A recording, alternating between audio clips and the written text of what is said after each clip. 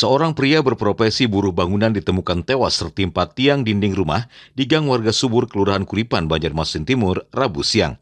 Diketahui korban atas nama Junaidi, warga Aluh-Aluh, yang bekerja membongkar sebuah rumah yang sudah lama tidak berpenghuni di kawasan tersebut.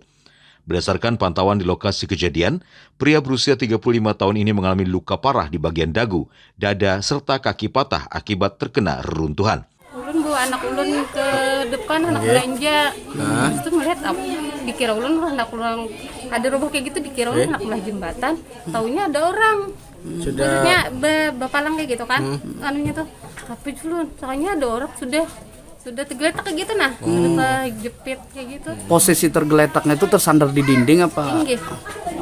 Saat itu ada siapa lagi Bu di tempatnya itu tuh? Bapalangnya kan bertiga di atas itu, jadi megawi berdua. Sidin yang meninggal tuh di situ sendiri aja. Tangan. Jadi habis ulun lihat ulun hiawakan yang di atas berdua tuh. Ibu teriak tadi minta tolong. Jam berapa itu? Jam 11 lewat lah, cuman pastinya karena anu kita yang jam 11 lewat. Itu Sudah posisi kejepitnya.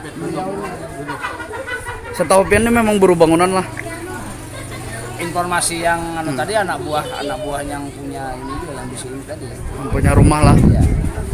Bang, setahu sendiri kah Bang? Begawiannya memang Jadi sorangan. Ada yang di atas ini kan tampilan grup. Jadinya kada tahu bubuannya nih karena posisi di atas begawi ya. Memang bongkar bangunan rumah lama? Ini memang bangunan lama, anak dibongkar.